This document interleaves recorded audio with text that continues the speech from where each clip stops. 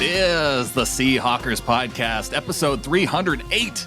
I'm Brandon Schultz of the Military Seahawkers, and joining me, my good buddy and Montana Seahawker, Adam Emmert. Holy smokes, man. Good to be with you today, but I just wanted to jump into a major concern that I have about this organization, and it's its business plan / business model that it has going here. Because every week they seem to kill off about 5% of the fan base with these sort of games. And so I just don't see where the revenue is going to come from here in about, another 3-4 years when they've killed off every single 12 doing this year in, year out. Yeah, you're talking about Pete Carroll and the Seattle Seahawks organization. It's unfortunate when, as a CEO, you have to start accounting for your members of the fan base that croak from heart attacks after these close games that come down to the very last play of the game. Yeah, absolutely. Hey, if there's one thing I do know is that I'm going to start investing in privately owned hospitals that specialize in heart treatments in the Seattle area.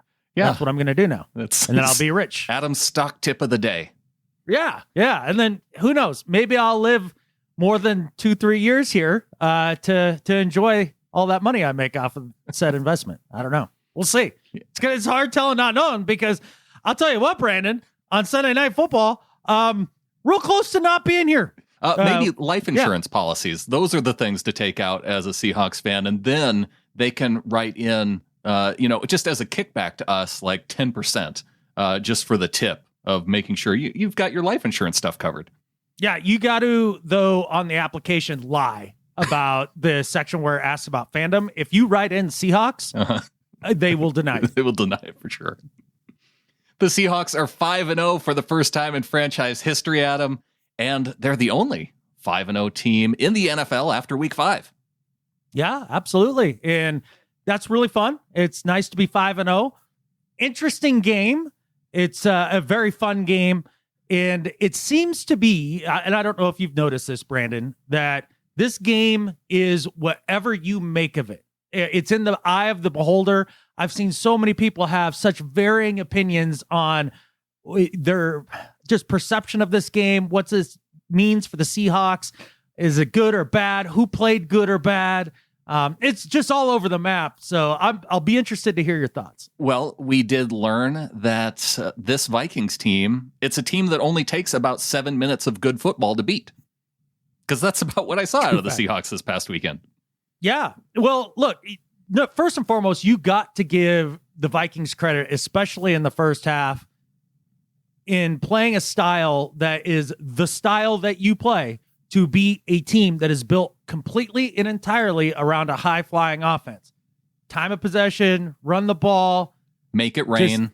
Make it rain. All right, fine. Like, I'm not going to sit here and blame rain things at all on this podcast. Russell Wilson has gigantic hands. There shouldn't be any problems there. I'm thinking more in terms of slowing down an offense, because especially an offense that likes to throw the football, because usually in these rain games, we see... Yeah, we're not talking about the rain. We see what we saw from the Vikings, though. What'd you see from the Vikings? A team that just pounds it on the ground and, you think that was because of the rain? That's not the MO of their style that they've played all year, what Mike Zimmer said he wanted to do in the offseason and all that. Yes. Yeah, because it just drives me crazy when I hear people talk about, it was raining. That's what stopped him here. No, I'm saying that in circumstances like this where there is rain, a team, I don't know, like the Chiefs or a team, even with Belichick and the Patriots with Tom Brady, they might shift from being more pass heavy to a run heavy offense. But that is what the Vikings are anyway. And so I see what you're saying there. Exactly. They really, if you're going to break down factors in the game by percentage, right? Like what percentage of a factor did the rain play? I'm going to tell you less than 10%. And so I just find it to be an almost inconsequential part of the game. I don't think it really affected the style at all. The Vikings would have played exactly the same way to try to beat the Seahawks on Sunday Night Football. Yeah. Look, they kept the ball out of Russell Wilson's hand. They got quick defensive stops. And the Seahawks had, 2 possessions in the first half? 3, yeah. Okay.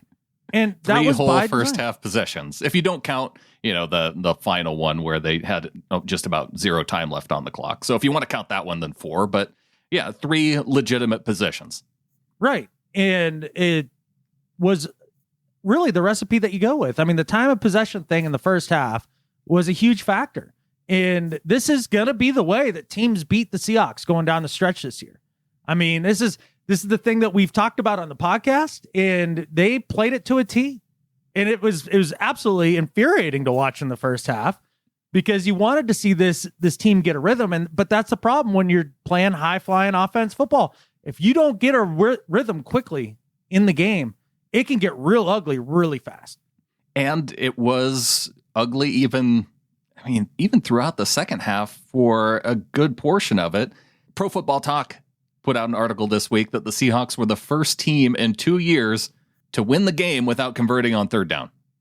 The Seahawks 0 for 7 on third down in this game. Yeah, and then you factor that with the Vikings, who were like 432 for 433 on third down throughout the game. The funny thing was that listening to Pete, he was actually happy with how the defense stopped the Vikings on third down in this game because it was an improvement over previous games. Well, somehow at the end of the day, the final numbers are 6 for 14. That doesn't seem for the right. Vikings. Yeah. Then they made that does not feel right at all. They made 2 fourth down, so that right. Makes it. But even still, I felt like all 6 of those third downs were probably 3rd and 10s. Yeah, and the thing is that the defense, if we're going to talk about first half here a little bit more, they kind of did everything that you kind of hope the defense can do right now, and that was they made the Vikings work to go down the field. It never felt like they were just never getting to third down, that it was all easy, a lot of explosives, any of that sort of thing. It was methodical. They'd always get that half a yard more than they needed for the next first down, right? But it wasn't quick strikes, that sort of thing, which, again, a little by design, but also, too, the defense kind of held them that way. To hold them to only 13 points with the way that first half went, in some ways was a victory.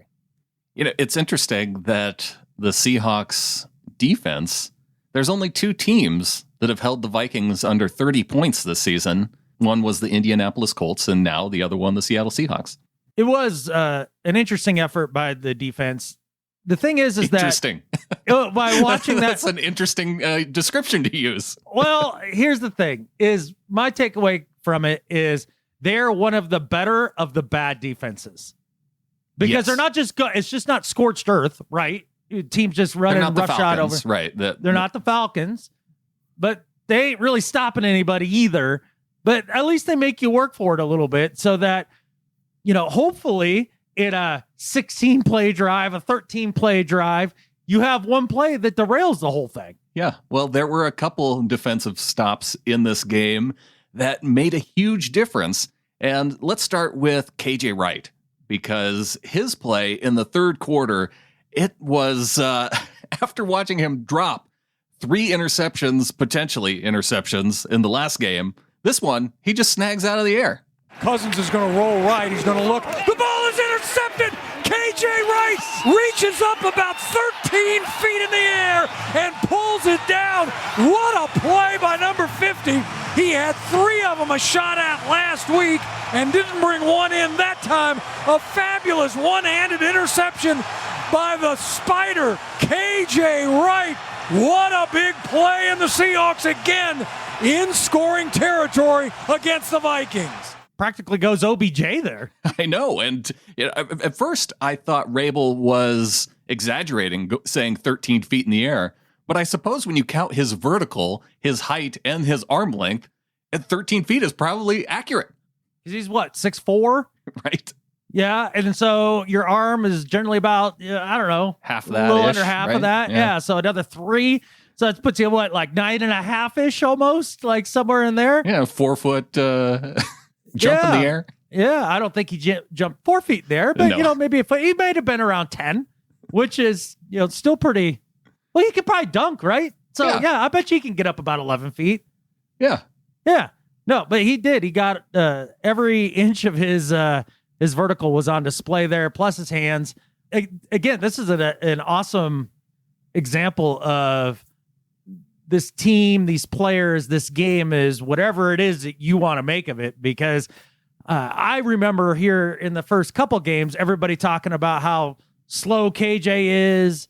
He's just not the player he used to be. He's almost a liability in pass coverage. He dropped those 3 interceptions. And then after this game, oh, that was an excellent game by KJ. How many of you believe that KJ's been out playing Bobby all year? And I mean, just the narrative completely flipped by some people. When I look at it, KJ's been playing like KJ all year. Yeah, he's not the fastest guy, but he finds his way to be in position to make big plays, whether it's diagnosing a screen and blowing a guy up. He was there on the fumble recovery when DeMontre Moore hit Kirk Cousins' arm, fumbling it forward the first time, not the one at the end of the game to close it out, but the one that KJ recovered and probably would have gone straight into the end zone had it not been blown dead by the officials. And so, yeah, he's out there making plays. He is, and I found it interesting to see some people make the comparison, like, well, who's a better player right now, Bobby or KJ? And some people having a negative opinion on Bobby at this point, which I don't get at all. Like, the one thing I do understand is that you're seeing him jump gaps. I mean, he's not playing super gap sound. That was that one big run play that I think of Cook, where he took the inside gap and Dalvin Cook took the outside, right? Right. But he's been doing that quite a bit. Yeah. Thing about it is more often than not, he's right. But yeah, I'm not going to be mad at Bobby for, guessing wrong once or twice. When this defensive line is as porous as it is in many ways, he's got to do that. He's got to take more risks. And so that's what he's doing. And so some people see that as a decline in play, possibly. I just understand that is what it is for him right now. That's what he needs to do to try to carry it. But one of the defensive linemen that really had an outstanding game, especially early, Mr. Reed. Jaron Reed's first half, Adam, he was shutting things down up the middle, and I felt like I didn't see as much of him in the second half, though. Yeah, maybe not quite as disruptive. I'm sure the Vikings adjusted their blocking schemes a little bit to try to keep him off that total liability of a right guard, whatever his name was, Captain Incompetent over there. Samia. Yeah. Jared Reed put on a clinic, early and often against that poor bastard. That was a tough go for him. There's quite a few Vikings fans upset with that guy after today, and I think he's referenced in My Better at Life even. So a little bit of a teaser there. But while we're on defense, you talk about Reed, you talk about KJ. Let's talk about Bobby for a minute, because it was the play of the game, really, that saved this game for the Seahawks, where Bobby Wagner was in on the tackle. He gets the ball. He gets hit. I don't think he got there. It's going to be close. It's going to be oh so close. It's Seahawks football. He did not make it. Madison got the handoff, tried to go over his right guard, and did not get there. The Seahawks, Bobby Wagner was there along with others. They stopped the play. Okay, Brandon, I have a very serious question for you. Because holy smokes, opinions all over the place regarding this 4th down attempt. Now, before the play, be honest, when they lined up to go for it, were you like, sweet? Or were you like, oh no, this is terrible. I really wish they'd kick the field goal here.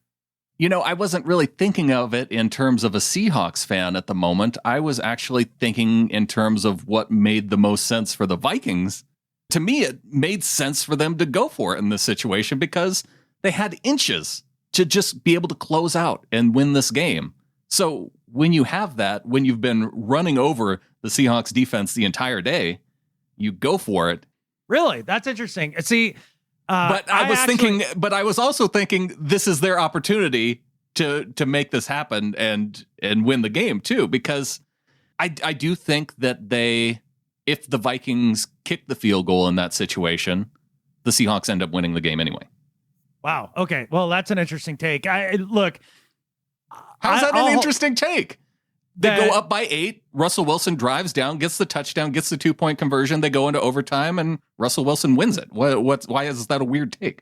That's a weird take just for exactly what you said. So I'll explain it to you very simply. Look, the Vikings go for it there, and as they're lining up, I'm like, Oh, thank God. Like, not that it was at all surefire that they were going to stop him, but we had a chance. Because in that instance, if we happen to stop him, that 30% chance, whatever it is, that we stop him, that we actually then have a chance to win the game in regulation. Rather than tie it and go into overtime, yeah. If the Vikings simply kick the freaking field goal, they have a 0% chance of losing in regulation. A 0% chance. Yeah. And then they're putting it up to essentially a coin flip in overtime. No, they're not just putting it up to a coin flip in overtime. Russell Wilson has to get the ball, drive him all the way down the field, score a touchdown, and a 2-point conversion. Yeah. I think many people underestimate how freaking difficult that is. And when you look at the analytics, Adam, I haven't looked at them, but I'm just assuming with Russell Wilson, MVP quarterback, when you look at the analytics and that percentage chance of that happening, it's 100%. So, I mean, why... Yeah, I mean, the math don't lie, I guess, especially Brandon's math, which, always backs him up. That was the math that appeared in my head as I was doing all the calculations, is that Russell Wilson wins this game. Right. I mean, it was hard enough for us to go down and score, let alone get the 2-point, right? Sure. The odds of that are so freaking low. So you have a great chance to win the game in that situation, a 0% chance to lose the game, and you run it on 4th down. I don't get it. Now, I do understand that Statner guy, like they want you to go for it on every single 4th down. And the thing is that a lot of the people that I see upset that Pete was punting on occasion in this game are coming back and killing Zimmer for going for it on 4th down. It's like, wait, be consistent. Yeah. Like, if you're going to go with the probabilities, then you have to do that all the time, I suppose. Yeah. Either it's always go for it, or it's, hey, it makes more sense via situational football to punt or kick a field goal in certain circumstances. Yeah. And, I saw a lot of people upset about how Pete was electing to play the game a little bit. And I think it was the last punt of the game that they had that a lot of people are upset. But to me, it made all the sense in the world. Did it work out exactly? No. But at least I'll be consistent. I thought they should have punted it when they did, and I thought Mike Zimmer should have kicked the field goal there. Okay, yeah. The last punt was when they were on the Minnesota 40. That was in the 3rd quarter. It was a 4th and 7. Yeah. And they were, they were down by 2 points at that time, maybe? Yeah. Or wait, no. They were up by 2 points. Yeah. And they had the defense had come out in the second half and had really been playing lights out, right? I mean, they came out of the locker room and it felt like there was an avalanche of momentum. They had by the 3 defense and out. They had the Vikings to a 3 and out right away. Then 2 straight turnovers. And yeah, they owned the 3rd quarter. Right. So at that point, when you're saying, well, should we punt it or go for it? Why would you give the Vikings a chance at life offensively by going for it on 4th and 7 and having a 50-50 shot of getting it? Yeah, and Dixon was on fire in this game and punted it down to the 3-yard line. Exactly, and he had a lot of those. So I thought that was the right call there. I know a lot of folks didn't. I guess it's a matter of style, but I thought they made the right play there. The defense didn't come up with any plays on the next drive. They just, straight down the field, and it didn't work out. I'm saying it didn't work out, but that's what I would have done in the moment. Oh yeah. It just was unfortunate that the result then was an 8-minute drive by the Vikings that resulted in an Adam Thielen touchdown. Right. Well, there's a lot of things that could have lost this game, and I don't really point to the punting as any particular critical moments that would have lost the Seahawks this game. I think about Russell Wilson throwing that interception late where Chris Carson gets pushed out of bounds, and Russell throws the ball inbounds. I don't know if he was looking for a pass interference, even though he was outside the pocket. I don't know why Russell Wilson was throwing to not out of bounds in that situation. Well, you notice he got crushed after he threw the ball, right? Yeah. But running to his right and got destroyed just as he let the ball go. Okay. So you think he slipped? It just slipped out of his hand, or he was trying to throw it out of bounds? I think it forced a throw that was less than accurate. It's not where he wanted to go with the ball. I bet you he was trying to go out of bounds. Yeah. But, it turns out you get big ass football player bearing down on you while you're trying to huck the rock. Makes it a little tougher.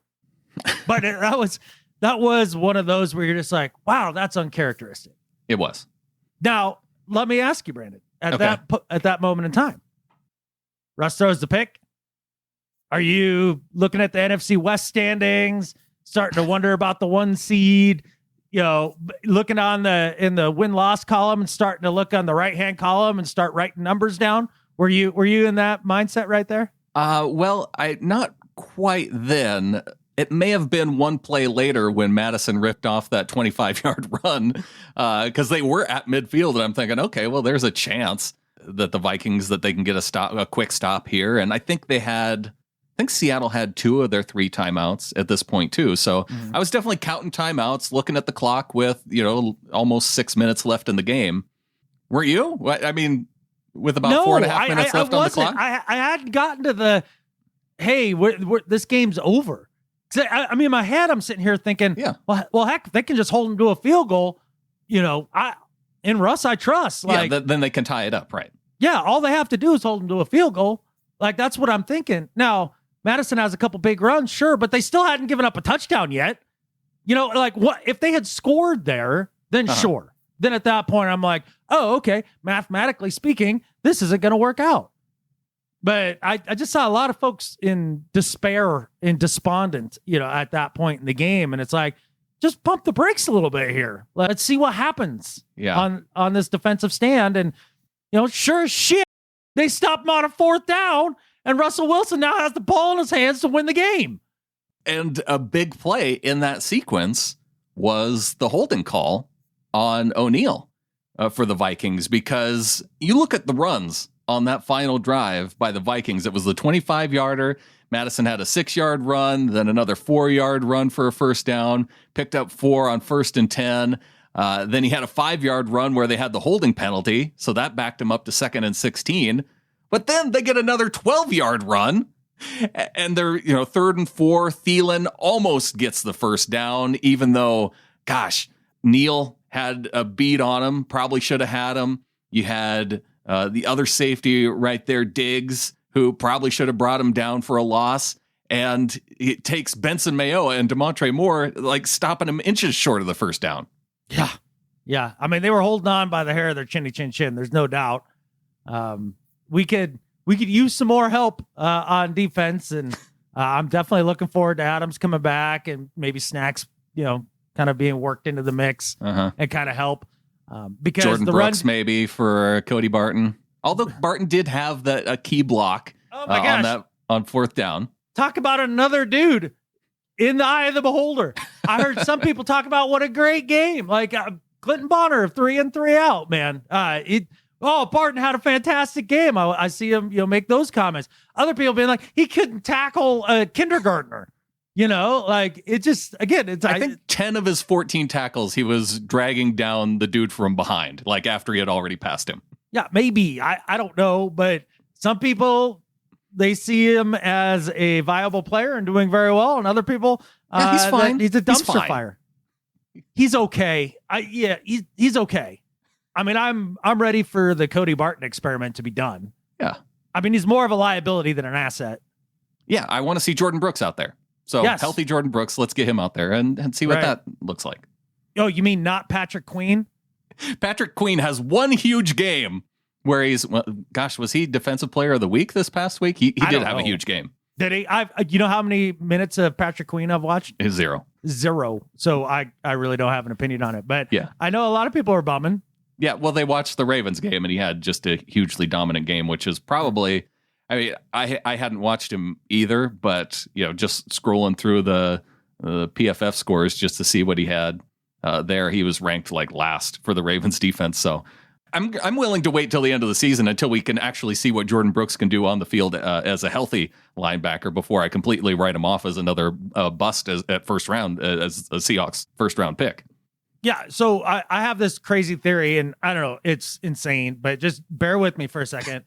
I let a guy play out for about 3 years before I make a definitive decision on whether or not he's total garbage or not. I think that's fair. Yeah, I don't know. It's crazy. It's a crazy thought, like this idea of giving a player time to develop and how he fits in the scheme. No, Jordan Brooks got hurt. He's barely played in one game. He's a dumpster fire of a player. Fire John Schneider. Fire John Schneider. Yeah. No, it's the knee-jerk reactions. It's crazy town. You want to talk about some offense? Yeah, I kind of wanted to get defense stuff out of the way so we could talk about third quarter offense and last drive offense. And then the rest of it we don't need to really discuss. Third quarter offense and last drive offense. So let's start with Russell Wilson finding Will Dissly down the sideline for a touchdown. Single setback, Russell out of the shotgun. Homer the setback. The throw to the back corner of the end zone. Reaching up, making the catch. Touchdown, Seahawks. Will Dissly running away from the man on coverage, and a perfect pass thrown by Russell Wilson on the left side of the end zone. The Seahawks right back in this one. 13-6, the Vikings leading the Hawks. Running away from the man on coverage is an interesting descriptor. The linebacker fell down and Dissly caught it in the back of the end zone. But the thing that I liked about that was that when Russell let go of that ball, Dissly was covered up and he made a play and got the touchdown. Yeah, Uncle Will to the rescue there. But more importantly, that play was possible because at that point in the game, that's when the Vikings had started to change up their defensive looks a little bit, and they were playing single high safety in that situation. Now, we go back to the first half, and they were playing all, too high safety. Yeah. Yep. And, whether that was a form of quarters or Tampa or whatever it was that they were doing there, or little zone man matching and that sort of thing. What they were doing was they were covering the deep part of the field and basically playing towards the tendencies that the Seahawks offense is showing you all season. And that is Russell Wilson taking the snap and going for a catfish kill shot on every play. Right.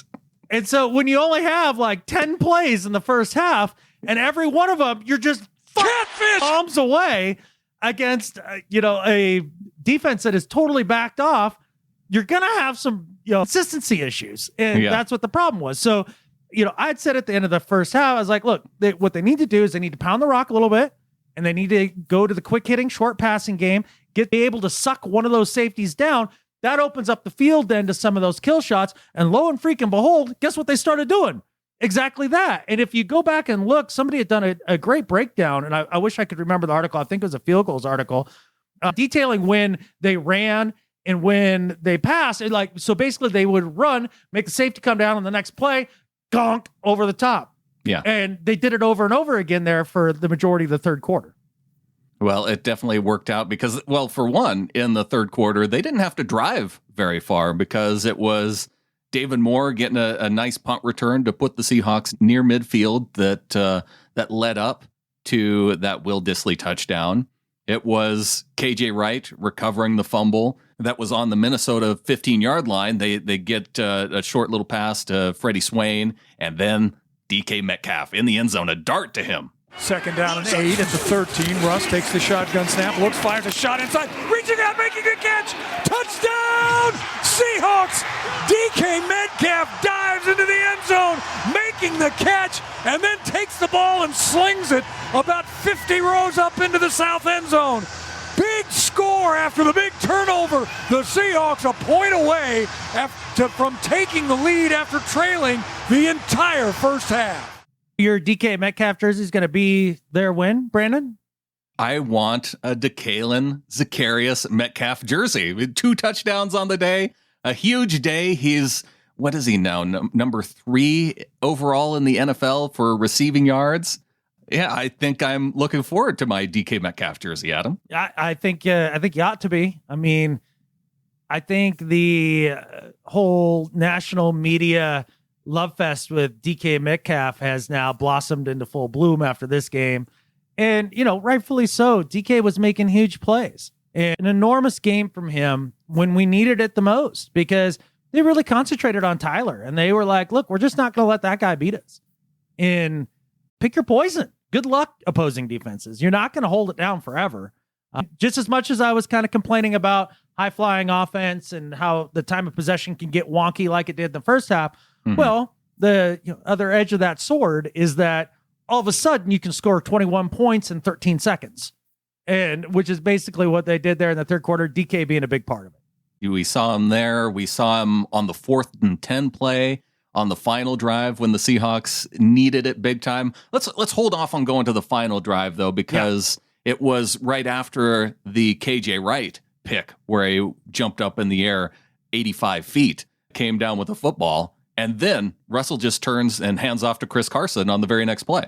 The handoff to Carson starts right, back up the middle, pounds through 1, through 2, he's going to score! Touchdown, Seahawks! Chris Carson just runs over half of the Minnesota defense. The Seahawks have scored 3 touchdowns in the blink of an eye to start this second half, and Carson says, give me the ball, I'm going to run them all over. This was the high point of the game up until the end, in the winning touchdown, but man, it felt awesome to be a Seahawks fan after being down 13-0 and then all of a sudden being up 21-13. Yeah, I know, it was great. And Chris Carson, man, just such an underrated cog to this offense. People just don't give him the credit. I love the man, and he brings that edge, and he does.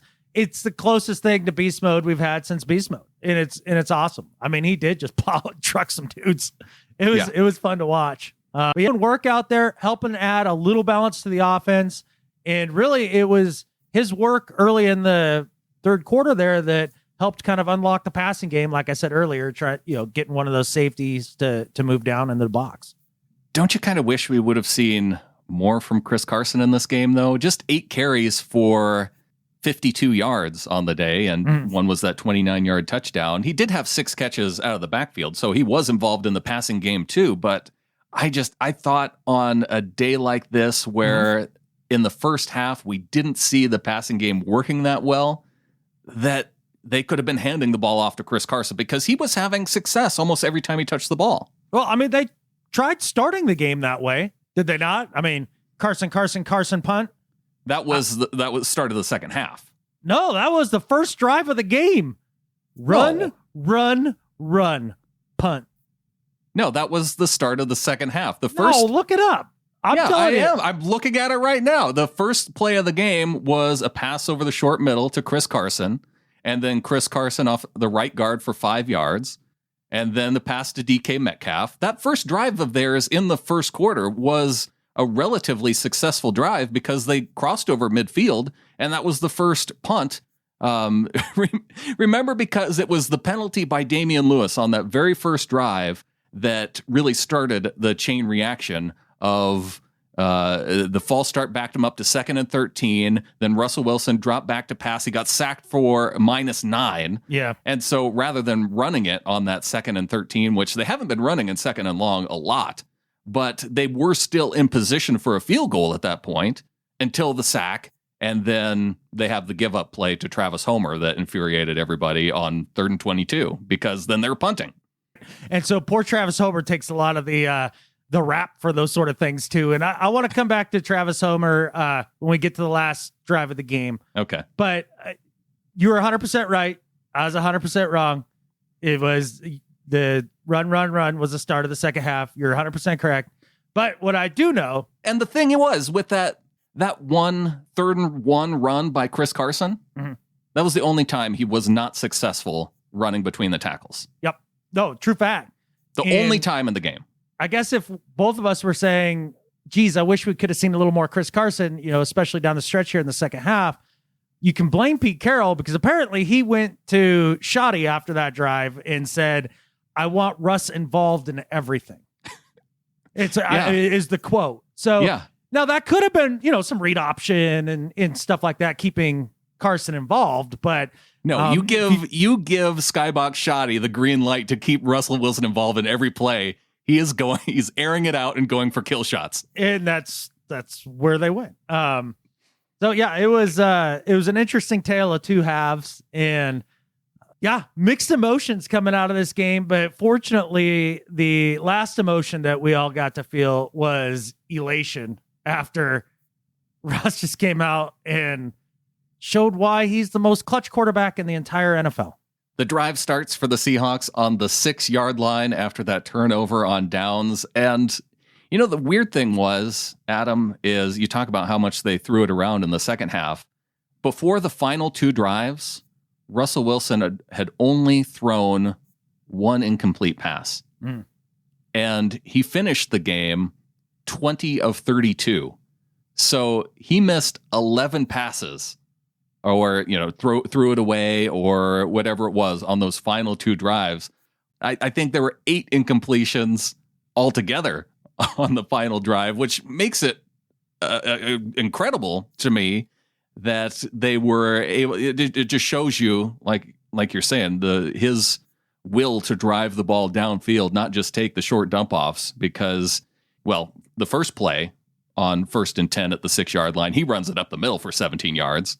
And how key is that when you start the drive and you're backed up and you just need to get something positive going to start the momentum to kind of chug, for him to come out and look, I think Lewis got smoked on that play, and there was not a free rusher, but more or less a free rusher. It was pretty damn close to one. And Russ makes a huge play there to get us out of the end zone. And because he starts 3 yards in the end zone, that run. Yeah. Yeah. And, busted up for 17. And that really kickstarts the drive. It kickstarted it, but then it immediately sputtered out because 2 incompletions thrown David Moore's direction. He goes incomplete on 3rd down. I think he was throwing it away there. And then we get the 4th and 10 throw, 39 yards to DK Metcalf to keep the drive alive. It was a sensational throw and catch. And don't get me wrong, Russell Wilson and DK Metcalf are heroes. I love them to death. Like that 4th down, I thought they'd get it. I really did. I wasn't in despair mode in any stretch of the imagination at that point. I genuinely thought they were going to pick that up. But the true and total hero of that play is Travis Homer. The Vikings defense send 6 guys on that blitz. Yeah. Everybody on the offensive line picks up their guy, and Homer, who's to Russell's left, I believe. I think he was to the right. Was he to the right? But the blitzer was coming from the right. Yeah. I thought he had to cross in front of Russ, but I could be wrong.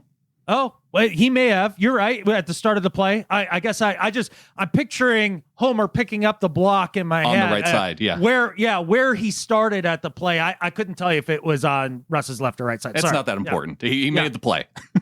Yeah, he made the play. And I mean, look, he got kind of blowed up a little bit doing it, but he bought Russ that kind of time. And you saw Russ trust him in that. And I'd give JT O'Sullivan, the former quarterback, he has a YouTube channel called the QB School, and he does a killer breakdown of this final drive. And it wasn't until I watched that he pointed out Travis Homer in that situation and what a great job he did blocking there. And then furthermore, throughout the rest of the drive, he shows where Homer actually makes a couple nice blocks too. And since he played for Zimmer at one point in his career, he knows how Zimmer likes to heat people up. And one of the things he likes to do is get 2 guys on the back in pass protection. And he makes it really difficult on the back because he's the weakest link, right? Out of all your blockers.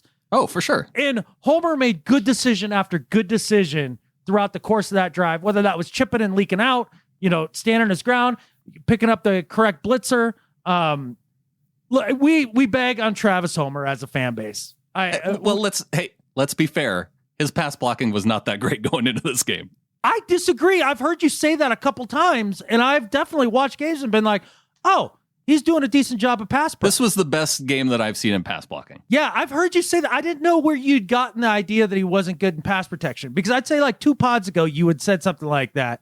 Yeah. And I meant to call you out a little bit on it because I don't believe that to be true. Well, we can go back and rewatch the older games, but it was night and day to me in this game versus previous games. Well, they wouldn't have him in there in those situations if he wasn't the best pass protection guy on the team. Well, he might be the best pass protection guy, which is, I mean, maybe he just had some bad moments where he got blown up in previous games. But yeah, I will give him credit for this game. Absolutely. Yeah, I guess I just don't remember watching a game being like, oh, Travis Homer can't block today. Now, I definitely remember games thinking, oh, Travis Homer can't get to the edge. What, like this game? Yeah. Well, yeah. So, I mean, we bag on him in certain situations, right? Like, yeah, I'm done with the Travis Homer wide zone play or crack toss or whatever. I'm done with that. But he does have value as a pass protector. And that would have been you can't totally be done with that. I mean, you need to at least keep the defense honest and, run him through the tackles, try some of that stuff. Run him between the tackles. Like, he might pick up a yard or two if you run him between the tackles. You run him outside, and that's a 2-yard loss. But, DK picks up that 4th down, courtesy of Travis Homer and his miraculous, amazing, unblinking, perfect blocking every time of Travis Homer. I loved it. I love that. And then they continued on down the field from there. Continued on down the field, hitting Tyler Lockett on the throwback scribble play where Russell did a loopy-loop in the pocket. Mini scribble. It was a mini scribble. Yeah. Yeah. And look, we hadn't seen him pull one of those out yet for a minute and maybe all season. And holy cow, was that timely. They needed that. And DK Metcalf, another pass to him, gets the Seahawks down to the 6-yard line where they get 4 shots. 4 shots at the end zone. 3 of those go into DK Metcalf. You thought he may have had the first one. That should have been a touchdown. Now, do you think it should have been a touchdown because DK should have held on to it, or because he caught the ball in the end zone before fumbling it? Take your pick. I don't think they're mutually exclusive. Because I thought he had the ball long enough to say it was a catch in the end zone, and then the guy punched it out. I've seen Golden Tate possess the ball as a Detroit Lion for 1/1,000,000th of a second in the end zone, and it count as a touchdown. Right. I've seen that happen. Yeah, and to me, that was a catch in the end zone.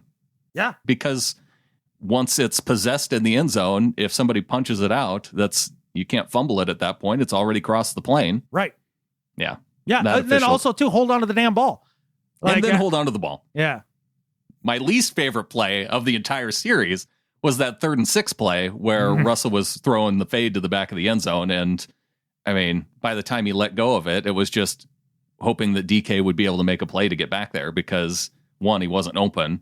He had Tyler. If he would have just looked to his left, slanting in, wide open.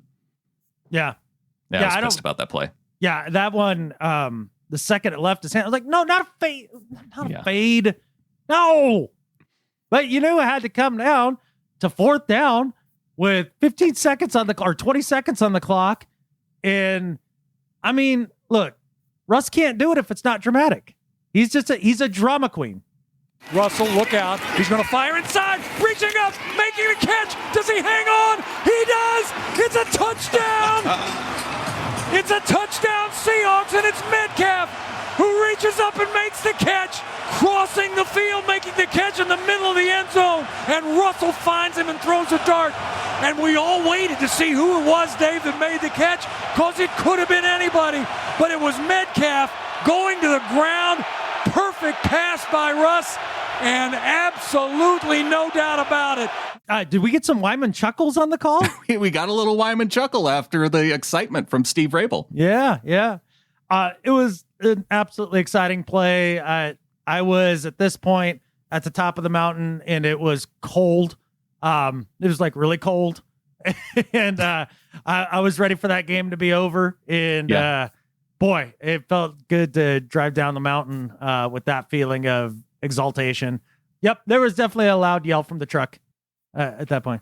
Russell finishes the day 20 of 32, 3 touchdowns, 1 interception, still a quarterback rating over 100, 58 rushing yards, leading the team on the ground with a couple big important runs in this game. So while he doesn't have the big 300-yard passing day, he does add another stat to his win column, Adam. Guys, what is he at now? Is it something like 34, 44? It's something 4, is it? Pete said 34 in the post-game press conference. When it's fourth quarter comebacks, going off of the Pro Football Reference stats, it's 24. So Pete may have misheard when it came to fourth quarter comebacks. Because some people, I think, you have to be trailing by more than a certain amount of points. And then some people, I think, count it whether you were tied or trailing. Tied or trailing counts as a game-winning drive. Okay. and Russell has 30 game-winning drives. Okay. So for this game, he gets a stat in both the fourth quarter comeback column and the game-winning drive column. When we talked, I think it was after the Dallas game, I had mentioned Jim Kelly's name and Joe Montana's name, and that was the game-winning drives. And so he's still, I think, 2 behind Joe for fourth quarter comebacks, but he'll be able to run him down this year. He'll run it down. Okay, so do you get credit for barely beating the bye week? Like if he makes a fourth quarter comeback against the bye this week, do we count that one? I don't think so. I don't think that goes in stack well then, home. all right. So he won't run down Joe for another 3 weeks then. Yeah. Yeah. We'll have to wait a little bit longer. Yeah. Is that what Pete's going for? Is that why he's doing this to us? He wants Russell to rack up stats? Dude, I don't know. I don't know how this team has a complete and total inability to win a game by more than a score and not in the final moments of the game. You watched Pete lose his Catfish in the locker room Yes. when he's doing the whole when can you win the game thing. If you're, say, like KJ Wright, which I didn't see him in the shot at all, but I'm sure he's tired of hearing that whole spiel. But the players, they seem to humor him and, get fired up with him on that one. But man, he had some energy after that win. Pete was fired up after that win. And in the locker room, and Seahawks 5-0 going into the bye week. Coming out of the bye week, 3 of 4 games on the road, including 2 games against division opponents, with the Arizona Cardinals up next in week 7, going on the road to that. One of our So 6-0 after week 7? They generally do get wins there unless they tie, right? Mm-hmm. And then they get to play San Francisco at home in Seattle. So they'll be 7-0 after 8 weeks? And then on the road to Buffalo. Oh, so they might be 7-0-1 after that game. They're going to tie that Buffalo game. Yeah, I just don't feel a loss. And then LA Rams after that week in Buffalo. The most fake 4-1 start to the entire league. There's nothing fake about that start. They beat 4 bad NFC East teams. Yeah, totally legit. Yeah, that's going to be, I don't know. Let's see what the Rams have for tests for them coming up, because they may not have any big tests themselves. Actually, okay, they play San Francisco next Sunday night, which it'll be fun because one of those teams will lose, so we can just celebrate Revel in that. Hey, if you're not rooting for the tie, you're not a real 12. And then the week after that, they play the Chicago Bears, who, are they a legit 4-1?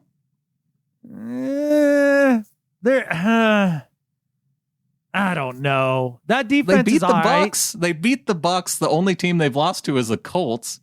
I'm not sure if the Bucks are good. There's times where I look at the Bucks and I'm like, wow, like real pieces on defense. Tom Brady seems to be getting it, and it all seems to be syncing up. And then they throw out that clunker against the Bears. I don't know what to make of it. And then the real test for the Rams is when they go to Miami and play the Dolphins. Hey, man, it was all the Niners had to even stay within 3,000 points of the Dolphins at last game. It was a fun game to watch. Oh my God, that was a beautiful game to watch. Garoppolo not being able to stay in the game. Garoppolo not being able to throw it into the catfish ocean. Yeah. And then we saw Beathard. They were just over Mullins after last game. I guess. I mean, that is an embarrassment. You have to be more than concerned if you're a 49ers fan right now. Because this was supposed to be the game for the 49ers where they could say, oh, well, Jimmy G's coming back and Debo is coming back and George Kittle's, back to health. And so they had Ayuk is getting it figured out. And Raheem Mostert coming back. Yeah. So they had all the pieces on offense going up against a Miami defense. Yeah. And only able to score 17 points. And total hot garbage. Yeah. And the beard just destroyed them. I love it when the beard gets hot and it's not against the Seahawks. Yes. Like, I'll root for the beard every time. 350 yards, 3 touchdowns, no interceptions against the Niners. Holy crap. Are the Niners corners terrible right now? Now, that's the excuse. That's the excuse that you hear from 49ers fans is, oh, well, Brian Allen, he was just on the practice squad, coming into this game, and yeah, he got dominated, but that's a practice squad guy. Mm-hmm. Mm-hmm. I saw Tart get lit up. That whole secondary. I saw Jamar Taylor, former Seahawks corner, getting tore lit up. up a little bit. Yeah, I love that falls under not our problem anymore. That feels good. Yeah, I love how the 49, we have this thing between the 49ers and Seahawks where we get their players sometimes, they get our players sometimes, and they watched the Seahawks and Jamar Taylor and go, oh yeah, we could use that guy. Right. Like they actually thought that. Yeah, I don't know, man. There's some baffling personnel moves out there for sure. It's looking good for the Seahawks on the schedule moving forward, though. This was the toughest stretch of quarterbacks that they're going to face this year. I mean, the other quarterbacks the toughest quarterbacks that they're facing throughout the rest of the year might be within their own division. For sure. Kyler Murray and Jared Goff? No. And then the one game in Buffalo where Josh Allen, who he didn't have that great a game last on Tuesday night. I didn't see it. It wasn't good. Did they win? No. Oh. Who'd they play? No. Titans. Oh, they lost to the Titans? They got crushed 42-16. Holy smokes. Yeah, I didn't follow that game at all. So it's Tuesday night. You don't go into Tuesday thinking, oh, I need to watch football tonight. No. But apparently that's something we need to start thinking about going forward, because it looks like we could be having a lot of games on all sorts of random nights just to make this season go. It's going that way. And I'm guessing there's probably people out there complaining about how, and I would say there were probably Bills fans complaining that the Titans got how many days off between the last couple games. Oh, you mean that tired freaking trope? Oh, they had a whole extra day of rest. Except it was more like 2.5 weeks of rest, right? I don't know. We just have to get in a season this year. Yeah. Just spare me the comments about fairness and things probably aren't going to work out great, but let's get the season in. It's not going to be perfect. Nobody likes a whiner, especially 40 whiners. Especially them. Got an email here from Jared in Kennewick, Washington. Oh, are we just rolling right into the second half of the show? Hey, we don't have a game preview this week, Adam, so why don't we just roll into some emails, and then after the emails, then we'll get to a break. We'll have more emails in the back half, too. I've got to fill out the front end of the show, though. Oh, okay. Well, you just confused me. I'm a creature of habit, as you know. And throwing an email in the first half of the show is unusual. Yeah. Stop whining about it. You're right. Roll with it. This is a different kind of season. It's a different kind of week. You're right. It's the bye week. It's a different kind of podcast. Jared in Kennewick comes in, says, I love seeing the Seahawks improving to 5 wins and no losses to set a new franchise record. I love seeing them come from behind and snatch victory from the jaws of defeat, even when it happens in such a stressful manner as the Sunday night win over the Vikings. I've been thinking about that game a lot and have figured something out. It felt very familiar as it was happening, and despite all the tension, I believed Russell Wilson would be able to lead the team to a victory. At first glance, this might seem like it would come from the fact that he has led the team on so many game-winning fourth-quarter drives, or more specifically, because we have seen him beat the Vikings at home with great consistency. But the more I have thought about it, I have noticed another place where we see a similar sequence of events play out. I'm talking about the movies. We've been trained to see the hero of the movie show up late or be just able to stop a villain as they put together their plan in the early stages of the movie.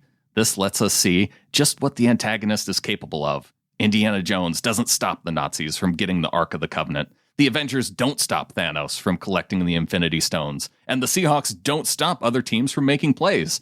This sets up for the big finish, where the hero faces off against the villain with their full power, who has already been established as more than capable, and allows our hero to show their grit, determination, and prowess to come out on top.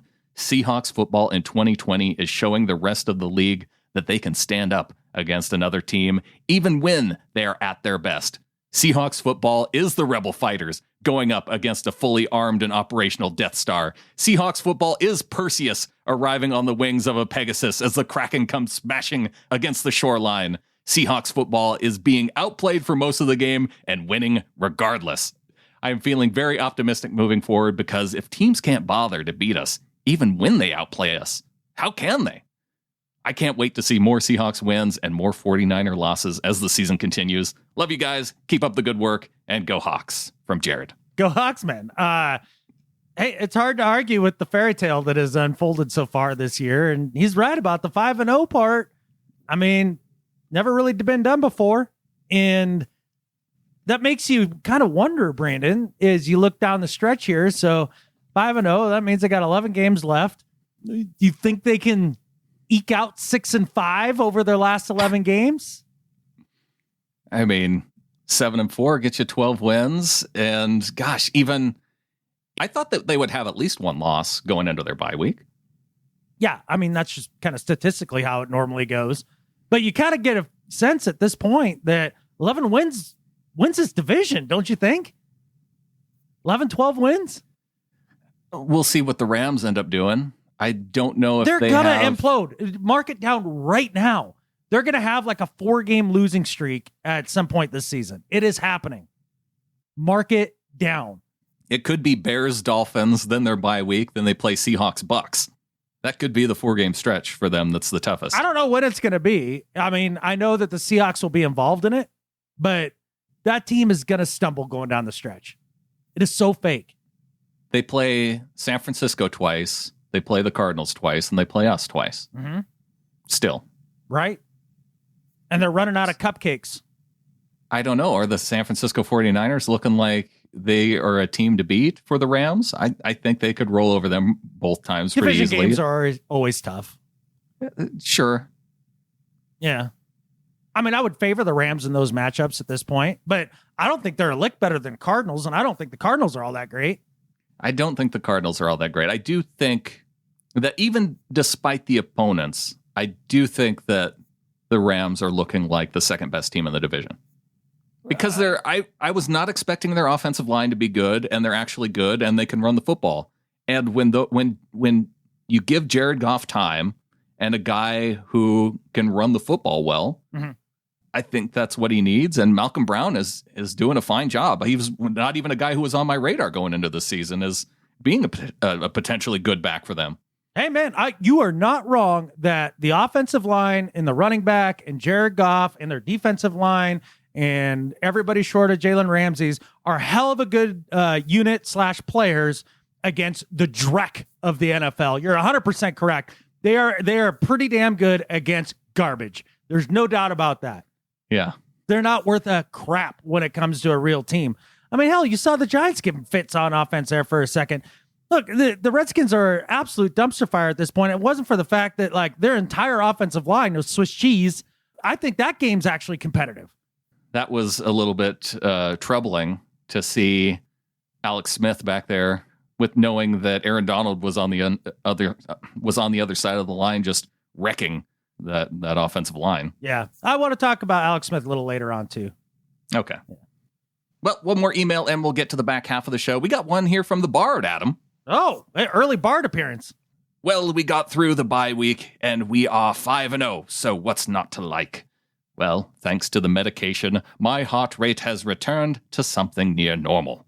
What was crazy and what was awful to sit through, we made Captain Kirk look like a Hall of Famer in the first half, coupled with a no-name defense. I know we are banged up and are missing Adams, but we can't keep going like this. Does anyone feel like we are using up all our luck in the early part of the season and it will come back to bite us on the bum? Or should we look at it another way and thank God for Russ and Metcalf and Lockett and, dare I say it, the O-line? There is, I guess, a case for saying catfish, and we will score one more point than you, but it's not doing my blood pressure any good. Still, 5-0. Go Hawks from the Bard. And he says, by the way, I got in at 12-1. They are now 6-1, so not bad. Cheers from John. Yeah, got to be feeling good about that. It's the DNA of this team. They just, I don't care if it's a defensive game or an offensive, game. They are only going to win by one score. It's just how it is. It's the way they're built. It's how it will be forever. So whether this year it looks like the defense isn't going to stop anybody from doing anything the entire year, or years past where it looked like the offense couldn't block, your grandma, they're gonna win by one possession. That's it. Well, Adam, what do you say we take a break? We'll come back, and I think we still do have some more to talk about with the Seahawks team on the defensive side of the ball. We'll get to that coming up next, along with welcoming some new members of the flock. Sounds great. Getting into the second half of the show, Adam, I don't know if we need to go back and address this or not, but I do think some people on the last episode had trouble interpreting the reverse jinx by DCH. Yes, I sensed some of that confusion, not quite understanding the shtick. And hey, look, I mean, if you haven't been around the DCH much, you'd be confused by such things. But you would just think he's like a really super negative guy. Yeah, like a flaming dickhead is what you would think. But it turns out it's completely the opposite. And I'm glad you brought it up and can explain it for folks. Yes, because, he is a really cool guy who loves the Seahawks, and it just turns out that he has an amazing talent when it comes to predicting the worst for the Seahawks and having it turn around and end up doing really good things for the Seahawks because, and it's the reverse jinx. He says it, and the opposite comes true. So, like with this Vikings game, for example, go back and listen. He said Russell Wilson will have 2 touchdowns and 2 interceptions in a loss. Mm-hmm. Well, he had 3 touchdowns and 1 interception in a win. So see, he correctly identified the number of passes to touchdowns combined into one, and it was the opposite of what was bad. The good thing happened. 3 touchdowns, 1 interception. They won the game. Yeah, and I imagine their record will turn out to be quite the opposite of what he predicted too. Like an 8-game losing streak. Right, yeah. Yeah. Well, the other thing is, you go back and listen. He said the Seahawks would score 27 points in a loss. Mm-hmm. They scored 27 points in a win last week. So, I mean, it's hard to argue with DCH's predictions when the opposite comes true, like every single time. Yeah. I mean, basically, the DCH is like, if you watch The Last Dance, Phil Jackson was talking to Dennis Rodman and talking about there's a tradition in one of the Native American cultures that he had studied about the backwards walking person. But they had a lot of wisdom and all that stuff, but they just kind of go, they zig when everybody else zags, right? Mm-hmm. That's the DCH right there. There you go. Yeah. And he imparts his wisdom upon us, and we see it work out in our team's benefit. So, yeah. Well, For those people that are frustrated by that, calm down. He's doing you a favor. Absolutely, doing his job that's his lane as a little flocker. That's what he does. It was definitely a dividing line between people who are in the Ring of Honor Facebook group at gettingtheflock.com, the people who see DCH in the Ring of Honor and in the Discord group every single time on game day doing his reverse jinxing. And those people love the interview with DCH.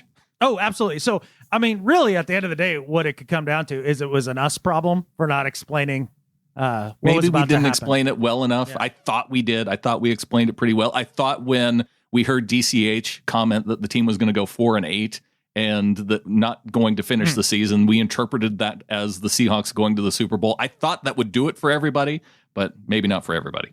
Nope. Hey, look, sometimes you got to spell it out, Can I spell it out any more clearly that I don't want Dan Quinn taking over as the defensive coordinator midseason? I don't think you should have to spell it out clearly, but apparently because he was a name and he used to be here and that sort of thing. And he got fired. I understand feeling bad for the man at losing his job for the Falcons this past week. Right. Exactly. But look, this is, I've heard a lot of people say this is a Ken Norton problem. I mean, look, I get the coaching can win you games, right? But a lack of talent can absolutely lose you games in just having no premier pass rushers at all. And then losing Bruce Irvin on top of it. And then losing Jamal Adams, who was your premier pass rusher. Are we going to get Michael Bennett and Cam Chancellor and Cliff Averill in their prime when Dan Quinn signs with the Seahawks? Right, because that would make a big difference. That would make a really big difference. Yeah, but it ain't happening. So I just don't know that the talent level is as it was. And just watching the way that Atlanta defense played defense, it was so predictable. I mean, It's fine that the defense has changed. It's fine that the scheme has changed in Seattle because you couldn't play that Seattle cover 3 down in, down out anymore without that level of athlete backing it up. That was the difference. And sure, he's not going to be focusing on the entire aspect of being a head coach. He would just be focusing on the defense. Okay. I don't know. I don't see Denver fans who, if the Jets fire Adam Gase, to where they would say, oh, let's bring back Adam Gase because, man, that Denver offense was cooking when Adam Gase was our offensive coordinator. Hey, I'm pretty sure that not even his own wife wants Adam Gase to come back on any given day. That dude is a freaking weirdo. He's a weirdo. And did you see they released Le'Veon Bell today? They just let him go? He gone. He's out there. Wow. If you want him. Can he pass block? I don't know. Once upon a time, he was a hell of a player. So I would imagine he can do some things. Yeah. Yeah. I mean, I don't know that that's a great fit here. I mean, maybe with Hyde down and that other guy that we drafted in the early. Yeah. Rashad Penny. Oh, yeah, that guy. I keep forgetting about him. Anyhow, maybe Lev Bell would be a nice addition. I don't know. Hey. But look, I watched that Jets. Who were they playing? Cardinals. That's what it was. Yeah. I watched a good portion of that. And boy, howdy. I don't know how many times I sat here and was like, what are they doing? Why is Frank Gore getting 3 times as many touches as Lev Bell? Like, how does that work? Just odd play calls and odd moments. I don't think Le'Veon Bell wants to be in New York. Nobody that would does. be weird, wouldn't it? Wasn't it Le'Veon Bell and Jamal Adams that were kind of feuding a little bit when Adams worked his way out of New York? Maybe there was a little jealousy on Le'Veon's part, huh? Yeah. Hey, maybe they want to come back, or maybe he wants to come and reunite with Jamal and bury the hatchet and stick it to the Jets together, right? Look, I'm not opposed to it.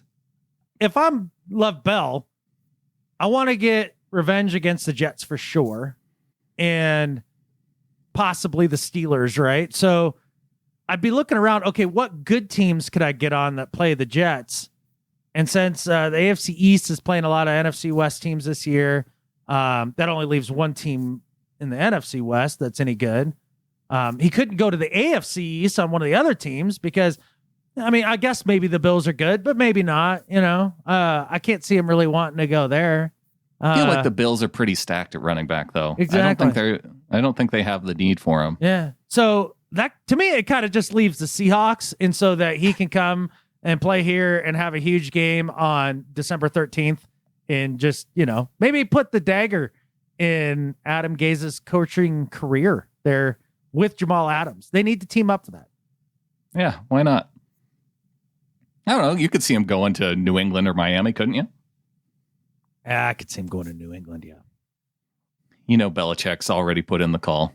I just waited, till nobody else wanted Cam Newton, and then brought him in, and he's still good.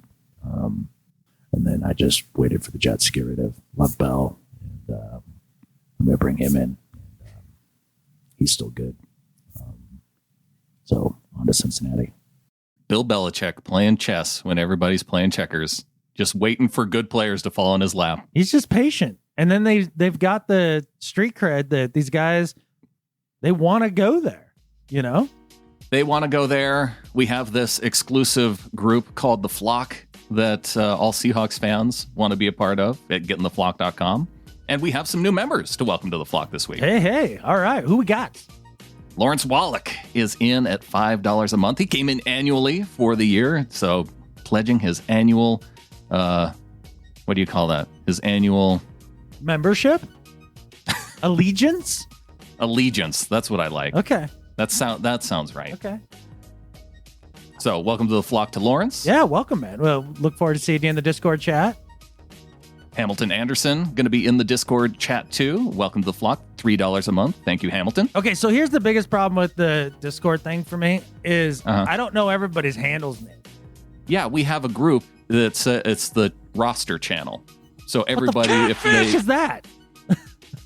I'm about to explain it to you. Oh, okay.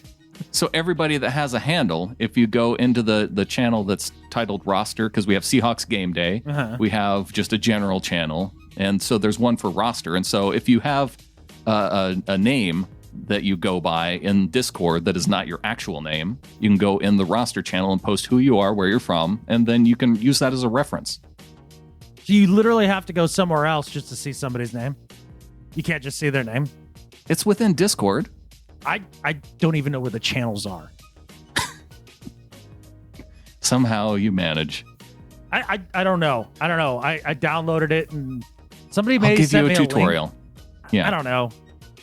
Yeah. I just wish you've managed to make posts in there, so you're doing something right. Yeah, I have problems though. Like, okay, and whenever you have a question, just text me, and I will tell you who's who. Okay.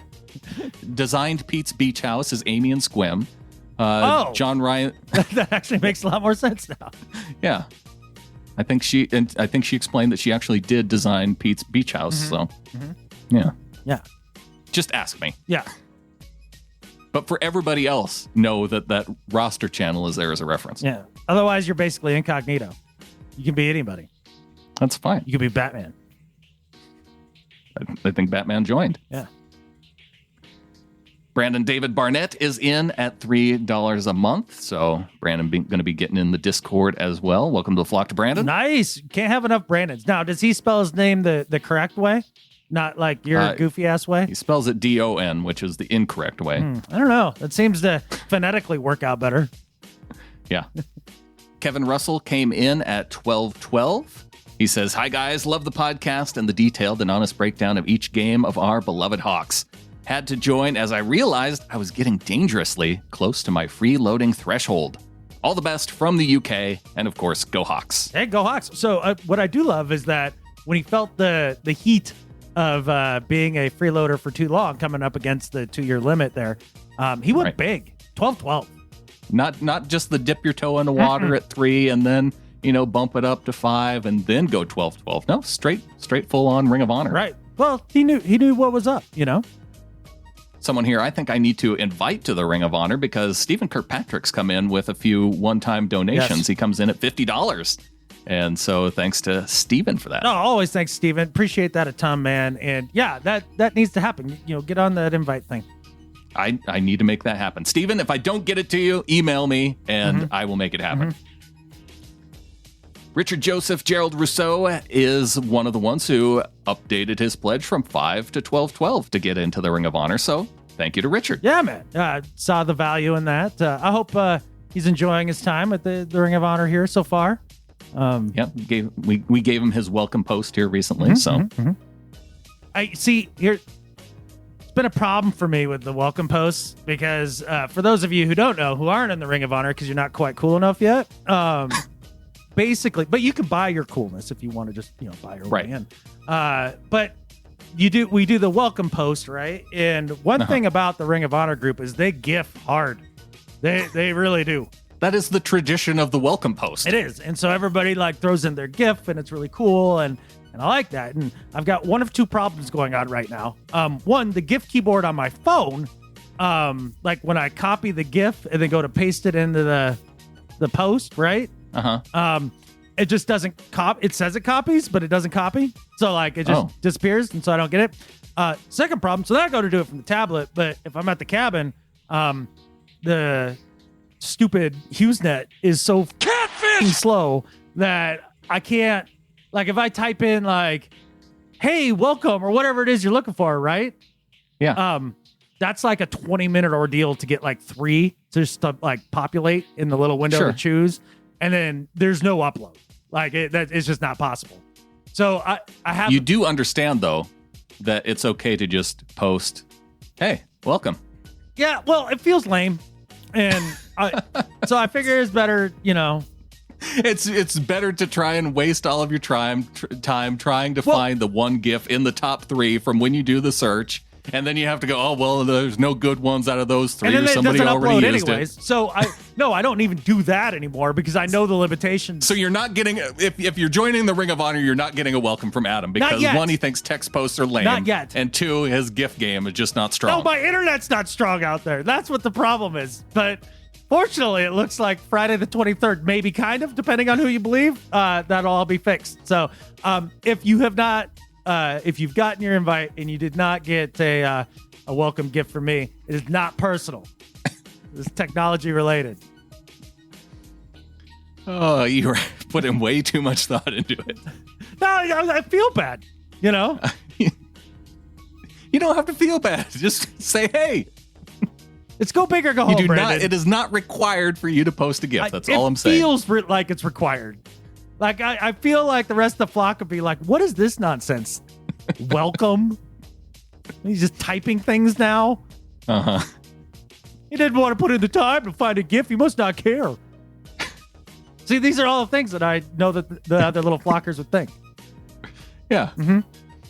Well, thanks to our executive producers, Dustin Mock and Brian Shaw, and we're going to be thanking all of our members of the flock at $12 and above at the end of this show. Yeah, there's two people that I don't have to explain myself to on the planet, and that's Dustin and Brian. So I really appreciate them. They know. Yeah. They know. Going to be giving away another tiny pieces of Seahawks stuff. I know we are halfway through the month, but I didn't bring the card up, and I just didn't do the selection for the last show while we were in the mountains. So we did the selection, and who did I say won it? Joseph Van Tassel. I was going to say Mr. Van Tassel. Yeah. When we did the pre-show selection, so. Congratulations. Is that the little bit of a future Hall of Famer, Amara Darbo, and two others? Yeah. This is the Russell Wilson, Tyler Lockett, and Amara Darbo. But for October, Flocktober, we've got Russell Wilson and Doug Baldwin, tiny pieces of Seahawks stuff in one card. That was pretty solid. It's Russell Wilson with a little bit of wolf gray and Doug Baldwin with the white. The wolf gray. Love it. It's the best. It's the best uni we have. And it looks like it's number 78 of 99. I'm having trouble seeing in the light. Something like that. 70 something. That's pretty cool. Whoever gets that one, I mean, like I said, there's no weak link on that card. No. Tiny pieces of Seahawks stuff.com, or you can go to getintheflock.com, look for the post, comment Go Hawks. Do we have any Flocktober goals? I don't know. We should probably be able to get to, what are we at, 301 members of the flock right now? Yeah. Well, I don't know. It depends on how many died last week. Right. So no deaths for the rest of the month is a goal. Yeah, I like that. And I don't know, 10% increase. Should we shoot for 330 members of the flock by the end of Flocktober? I mean, I think if all the freeloaders out there that have just been consuming this for free and just not doing their part, like maybe start to feel a little guilty and decide, maybe they could actually chip in and help carry the load a little bit. I think we should be able to get 30 more of you guys. I think we could do that. It's not like an outrageous number, like trying to get to 400. No, I mean, it's not like an outrageous number like the thousands upon thousands who are actual freeloaders. That's an outrageous number. Not saying, just saying. So go to getintheflock.com if you want to be part of the Flocktoberfest. Yeah, I like it. Looking at the Pick'em League, Tunbridge Hawk, our Week 5 winner, got 12 correct. The only person to get 12. So congrats to Tunbridge Hawk. Dude, that's impressive. I once again spotted everybody a game on Thursday night. Just cause. Yeah. Getting really good at that. Yeah. You got one more pick correct than I did. I only got 7. I had a terrible week. Yeah. I think I'm up on you overall, aren't I? Yeah, I think you might be a pick or two up on me. Yeah. And I don't even pick a game a week. Yeah. Well, I pick the Thursday game wrong every week. So, that's no excuse.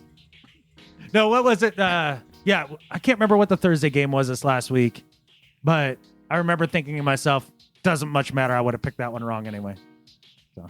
Yeah, it was the Bucks and the Bears. Yeah, that's what it was. Yeah, exactly. So I was just like, 6 of one, half does the other. It doesn't really matter. An L's an L. Yeah. Well, we got a 7-way tie up at the top of the standings now. Collier Greens, Fernando Tejada, Monday morning quarterback, Paul Vogelsberger, sideline Sockeye, Tuga Hawk, and Unlimited Hawkra. Yeah. Bunch of cheaters. Yeah, they all got 9 and 10 points this past week. Yeah. But well, they probably cheat by picking all the games to start with. That's a good start. Yeah. Although none of us had to pick the Buffalo Titans game because it was not so sure that it was going to happen come on Thursday when they had to finalize the schedule. So yeah, this could turn into a mess. Yeah, you know what? If you're complaining about the Pick'em League, if you're complaining about football, just chill out, enjoy the season while we have it. Yeah. Yeah. Be thankful. Do you think we'll get fans back in Seattle here coming up? Because they canceled all the games through October in Seattle, right? I don't know. But we haven't seen any transmissions due to football games that at least have been reported. No, I have yet to see a story on it. I mean, there kind of gets to a point where you're like, okay, are you outside? Are you, and they're spacing these people out, these clusters of people, like, what, 15, 20 feet from each other? It seems like pretty good space. Like if you pay attention to that Dolphins game where we had Jason in Miami called in last week and talked about how spaced out everybody was, and we didn't play it on the show because we were up in the mountains. Yeah. But yeah, Jason in Miami was at the game and consumed a Seahawks game. Said about 40% of the fans down there were Seattle fans. That's cool. See, I think if you end up getting the vid in a situation like that, you're trying to. Like that's the only explanation. Like it just right. Just be hard. Now, other thing about Jason, because it is my fault that I drug everybody up to the cabin where we couldn't play his call. So what I need from him is to record another call, and that is a stone cold lock that will get him on. Because I do feel bad for doing that to him. It's my fault. Well, we did have a call as well from Jeremy in Seattle with some trivia, and see that one was not a timely call. So yeah, let's hear from Jeremy. Hey guys, this is Jeremy from Seattle. I'm just calling with a little bit of trivia. I bet that Brandon knows the answer to this question and Adam doesn't. The question is, during the Russell Wilson era, so since 2012, there's only one team that the Seahawks have not beaten. What is that team? I will tell you next week when I call in with the answer and another question. Goodbye, gentlemen. Go Hawks. Go Hawks, Jeremy. Yeah, go Hawks. I am smart, you're dumb, so I'm bound to know the answer to this question. Okay, so he's not wrong in assuming that most of that sort of stuff you're probably going to do better than me on. But I want to say it's Cleveland. I'll start how I narrow it down, because you think Russell's beaten all the NFC teams because you play them regularly. Yep. I feel like we'd know if there was a team that we just really struggled against in the NFC. Mm-hmm.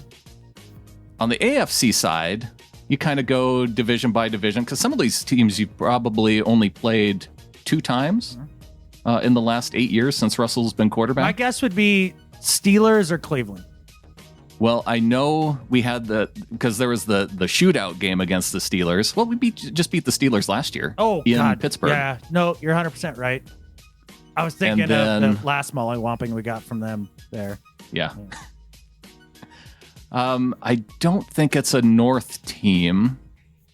And I know it's not a West team, because you would think the Chiefs, but they had that one outstanding game against the Chiefs and beating Patrick Mahomes. We've kicked the shit out of the Broncos, so it's not. Oh, you know what? I think I know who it is. I think it's the Chargers, because I was kind of leaning toward Tennessee because we had that one loss where they're over in Tennessee and got beat. But then I was just looking last night at the 2013 schedule, and I saw that we beat Tennessee in 2013. So that's where I was leaning initially. I think it's the Chargers because we hate Phillip Rivers. Oh, okay. That could be true. Yeah, he has inexplicably, just totally lit us up every time we've played Phillip Rivers. Yeah. And I know we've beaten the Patriots in the regular season and every other team in the East. Yeah, I thought so. If it wasn't the North, I was gonna guess somewhere from the South. Like, how many times have we played Jacksonville? Yeah, And we got beat by Bortles. we did, but I think we beat Jacksonville when they came to Seattle. Okay. Yeah, and they played Jacksonville in that 2013 season too. Because in 2013, the only team that we lost against in the South was the Colts team. Yeah. And Andrew Luck, remember, because it was the one game where it looked like they may have recovered in the back of the end zone. Yeah. But then we won the Colts game where Cliff Averill ended up going out for his career. So that game stands out in my mind. You know what does stand out to me is that Jeremy is doing an excellent job, like just carving out a segment of the show for himself. There you go. Like, yeah, Jeremy's like trivia guy now. And like, he's just like, oh, no. And not only that, I'm going to call it next week with more trivia and then the answer. There we go. So, yeah, I like it. That's, ingenuitive right there. How do people call into the show, Brandon? What is the number? We haven't talked about it see forever. if I can remember the number because we do not put it out very often. It's usually in the show notes. Yeah. And a good place to reference to it there. 253-235-9041. Yeah, there it is. Yeah. See, we stopped putting it out there because nobody would call. And then we stopped talking about it. Now suddenly people are starting to call. I love it. Yeah, 2 people in 1 week. Yeah. Yeah. I mean, we literally hadn't had a call, what, like 2 years? Probably. Yeah. So you can call in. You can be a part of the mailbag. Go Hawks at SeahawkersPodcast.com. You can leave a review like A Little Easy to Say did in the Apple Podcast store. Says the best in football, 5 stars. You guys are so funny. You made me laugh really hard when you brought up Tom Brady's deflated balls the other day. For anybody who might think about listening, you better listen to this podcast. Hey, thanks, man. And no, we always appreciate those. We read them all. So yeah, hit us up with your opinion. Hit us up. On to do better and better at life. All right, Brandon. Well, my do better this week is for one of those catfish Rams. And I watched a fair amount of Rams, Washington football team. That's going to be hard every time. Yeah, you already screwed it up once today, but that's fine. Did I? Yeah. Oh, no. Yeah, that's going to be impossible. You referred to him as the Skins earlier. Did I? Dang it. All right. Yeah. Well, I'm 1 for 1. But that is a better completion rate than I can say for Jared Goff, who sucks so freaking bad. This is how bad Jared Goff sucks. And it was hilarious. I noticed this far before it got put out on all the things, but he scores a rushing touchdown because he couldn't possibly complete one to the end zone because he sucks balls.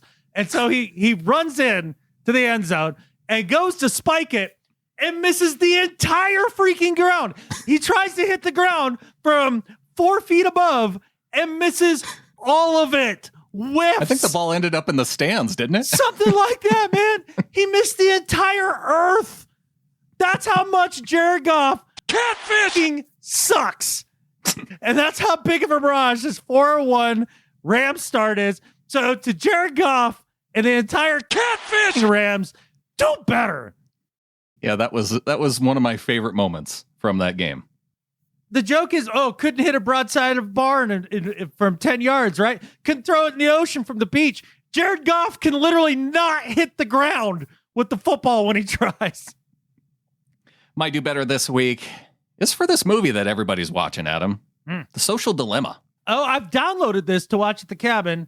Yeah. The girlfriend was like, nah, I don't really want to watch it, so I'm going to have to watch it on my own. And I was going to get to it in the next couple days, but now I'm worried. Well, I don't think you have to be worried. In fact, I think knowing our discussions that you and I have had over the years is that you're probably not going to be surprised by anything in the movie. Oh, okay. And I went to watch it thinking that it was going to be a documentary, and it kind of is, but it also introduces this really weird drama aspect of it to it that I think is really unnecessary. But the problem I have the most with the movie is that at the end of the movie, the essentially the solution is just delete all of your social media and be done with it. Which, I mean, that's not a bad solution, but it's not the only solution because there are useful things about social media. We have our Facebook Ring of Honor group. It's a cool group of cool people. And if that's all you use Facebook for and you get something out of that group, You don't have to delete your social media if you don't want to. If it were not for the Flockers, I would no longer have a social media presence. So the problem I had with the movie is that there were no solutions on how to just use social media as a tool to get what you want out of it without it using you. So I can go on Twitter. I can do a little bit of interacting during the game. I can set some time aside for when I want to do the tweeting and see what other people are posting and then leave it and not, waste an hour and a half just scrolling endlessly. And because, the point of the movie is that these apps on your phone are designed to get you addicted to them. So you spend as much time as possible so they can put more ads in front of you. And that's the gist of the movie. So if you haven't seen it, spoiler alert, I guess. Thanks. But you're right. You knew this. That's the main takeaway. And so I thought that for a movie like that could have put some other perspectives of how to use social media intentionally. Because one of the things we talked about in our Facebook group, Ring of Honor, somebody brought up seeing the movie and how they were thinking about deleting social media. And there were a bunch of solutions of people saying, oh, have you tried this browser tool that, it limits your time or it cuts out the ads, or there's like all these different things that you can fight back against to make it so it doesn't dominate your life if you are having a problem with it dominating your life. And I just thought that we had a more constructive discussion about it after the movie than there were solutions in the actual movie. So for the social dilemma, do better. So what I'm getting from this is that, yet again, one of the world's problems better solved by all the little flockers than, say, Hollywood in this instance. Exactly. And a lot of times it's, versus anything in the world, it seems like the little flockers are the ones that seem to come up with all the bright ideas. There's no doubt about it. Because it's a bunch of normal people. Yeah. Who happen to be Seahawks fans. Yeah. Maybe that's just it. Maybe all the sane, smart people turn out to be 12s. Probably. Well, speaking of sane and smart people, I'm not sure my Better at Life is one of those, but I am pretty excited for this individual. Apparently, everything that I'm going to talk about in this segment of the show is from the Rams Washington football team game. Bam! 2 for 1. 2 for 3. Yeah, 2 for 3. Whatever it is. I don't know. Don't make no never mind the stats. 2 to 1. Yeah. However you want to count it. Yeah, that's what I was trying to get at. My Better at Life than Skip Bayless this week is for Alex Smith. We all know the story. Goes out there, gets his leg destroyed 2 years ago, Joe Theismann style. And man, seeing him come back in that game was cool. I was honestly really, really, really hoping for the giant feel-good Alex Smith redemption story where he comes out, just carves a heart out of the Rams. Unfortunately, they don't have any offensive linemen. And so why I say I'm not sure that he's either smart and or sane, Alex Smith, is he went into that game knowing that Aaron Donald was on the other side of the line and promptly got ridden like a donkey, like maybe a second drop back. Aaron Donald mounts him, all 390 billion pounds of him. And hey, he held up. And I think after that, right, if you're Alex Smith, you got to be like, I am good to go. I got banged around and I'm okay. And for making it back, I hope he becomes a starter for the Washington football team the rest of the way through. Even if he is a former dirty whiner, Alex Smith, better at life than Skip Bayless. So do you think that's how that Rudy movie ends for him? Like if he never comes back in and plays another game, it's just him getting hammered by Aaron Donald and then getting up. And that's like, hooray. I don't know. He's okay. It's enough of a win for me. I don't know how he's doing. Yeah. I wonder how they work that into the movie in Hollywood. Yeah. I don't know. Or do they just rewrite it and have him actually beating the Rams? I think that's the way you go because there's no bigger feel-good story in the nation than when the team that nobody cares about loses. Exactly. My Better at Life this week, I don't know if I give it to this anonymous person or if I give it to Mookie Alexander, who put together the enemy reaction for the Vikings game. But there was a brilliant email that made it into that post-game reaction post by Mookie. And I just want to read it for everybody who may have missed it. It says, post-game email from an angry Vikings fan. stab out my Catfish! damn eyeballs and feed them to a coastal bird. Every damn week I wake up to watch this team produce 55 minutes of good, hope-giving football, only to shart into their hand and smear it on the walls for the other 5. I just want to watch a quarterback that doesn't crumble into ash the second the slightest thing asks him to color outside the lines. His mayonnaise energy has infected the entire team, which now can't go 60 minutes without pissing on the rug. Our defensive guru is washed, but it doesn't even matter because they can't field 11 NFL quality players. The right guard looked like a penguin taking his first steps before being crunched in half by a hungry sea lion. And despite all that, they still found a way to talk me into having a fleeting moment of hope just before tearing my heart out for the 980th time.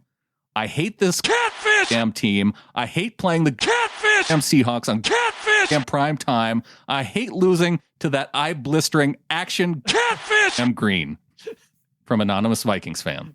Oh, yeah. He needed to put his name on it. For leaving that comment, sending it into field goals, you, sir, better at life than Skip Bayless. There's a few things I love about that email. One is mayonnaise personality. I love that phrase.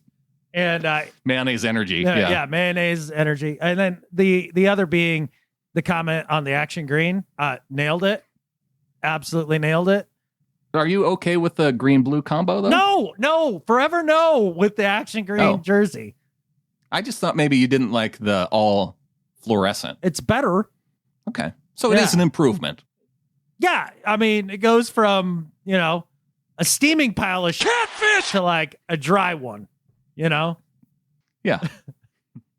So there's that. But no, that's hilarious. They bring that. The other thing that we didn't talk about through the game recap, and I can't believe we didn't talk about it, was 2 things.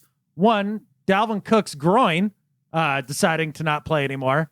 Oh, and the fact that Russell Wilson can't have his own slogan. You got to let Cook cook. Cook's his last name. Yeah. I did have a problem with that initially, and then the light bulb went off. It's like, oh yeah, his last name's Cook. Wow, really? I just thought it was lame. Yeah, but like you can't. Well, first I thought, why is NBC stealing Russell Wilson's shtick and giving it to Dalvin? But then I realized, I guess that should have taken even a second, man. It took me way too long to figure that out. I'm not proud of it. That's why I saved it and didn't even talk about it. It just escaped my mind that Dalvin Cook had his groin injury, and you know what? It probably benefited them because Madison just tore it up anyway. Yeah, that's true. Hey, look, we all have blind spots. If it takes you a while to figure out that 2 words are exactly the same when they're placed right next to each other in a sentence, I get it. Yeah, thanks, man. Well, you know what? I don't need your judgment when we have so many cool people from our flock supporting the show at $12 and above. So I'm going to run down this list of names, Adam. You just sit there in the corner and enjoy yourself, kick back with a tea, put your feet up on the desk, and I'm going to do all the work right here. Keith Ketover, a.k.a. Flocktimus Prime, University of Cybertron, Little Flockers, roll out. DCH from Sparks, Nevada, the University of Montana Grizzlies. Annalisa Mickelson, a.k.a. Mrs. Doug Baldwin, New York, New York, undergrad, University of North Carolina, Greensboro, graduate school, Brooklyn College. Jameson Holman from Murray, Utah, representing Mississippi State University. Hail State and go Hawks. Gary Blum from Chappaqua, New York, and the University of Pennsylvania, your 2016 Pick'em League champion. Ron Pepper, UNLV Runnin' Rebels, San Francisco, California. Hong Kong! Hong Kong! Hong Kong! Ella Esparza, Woodway, Texas, Yale University, and Sam Houston State, Eat 'em Up Cats. Lisa in Seattle. Kevin Stengham, Keene, Texas. Vincent Parker, Emily Carr, University of Art Design, RN Collective. Samuel Gelber, NoHo, California. David Van Cleve, Camas, Washington, home of the Papermakers. Leo Jesse, Luleå, Sweden, from Luleå Eskimos and Rennes in front. Paul from San Diego.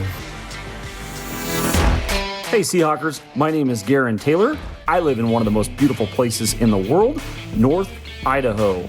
#OnTheRose. Go Hawks. And continuing on down the list, we have Christina in Manassas, Virginia, Ross in Eureka, California, Young in Anchorage, Sven in Berlin, Deutschland, James in Linwood, Roe in Federal Way, Hector in Issaquah, Becca in Manhattan Beach, Tim in Austin, Kathy in Eureka, California, Joshua in Seven Oaks, England, Brandon in Winston-Salem, North Carolina, Christian in Bergen, Norway, Jonathan in Richfield, Thomas in the Bronx, Keegan in Colorado Springs, Owen in Ashburn, Ireland, Jeffrey in Kansas City, Kari in Rochester, Brian in Berlin, Connecticut, Jeremy in the Bronx, Eric in Seattle, Tracy in Kaneohe, Hawaii, Connie in Gothenburg, Sweden, Taylor in South Cle Elum, Marvin in Riverdale, Utah, Dean in the Greater Hocktum, JC in Billericay, England, John in Norfolk, Nebraska, Eric in Clovis, California, Crystal in Oldsmar, Florida, Kevin in Sammamish, Chris in Spokane, Shannon in Florida, John in the Greater Hocktum, John in New York, Shoko in New York, Scott in Bakersfield, California, Bryson in Eltopia, Ivy in Renton, Greg in Seattle, Ben in Wrexham, Wales, Ryan in Chatham, Kent, Joshua in Candor, New York, Kenneth in Hutto, Texas, Mark in Bexley Heath, England, Mario in Seattle, Seth in Tacoma, Jeremy in Moses Lake, Cora in Ditters, Deutschland, Anders in Vila, Denmark, John in Honolulu, Warren in Dundee, Oregon, Marlon in the Greater Hocktum, Chris in Austin, Jose in Chicago, Amy in Squim, Marcus in Potts Point, New South Wales, Joseph in Vancouver, Richard in Killeen, Texas, Preston in Phoenix, Nathan in Bozeman, Corey in Vancouver, Taylor in Spokane, Jesse in Sultan, Jay in Bellingham, Kyle in the Greater Hocktum, Ryan in Salt Lake City, Darren in Stafford, Virginia, JC in University Place, DJ in Menifee, California, Tyler in Kalama, Kevin in Great Glen, Leicestershire, Ozzy in Woodstock, Georgia, Daniel in Post Falls, Idaho, Christina in Auburn, Pepper in Greenville, South Carolina, and Jake in Tukwila.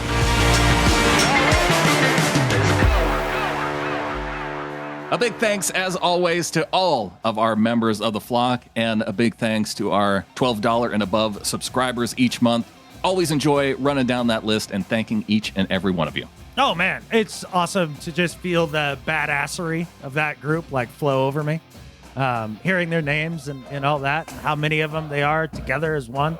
They're awesome, man. And with that, there's only one thing left to say. Go Hawks. Go Hawks.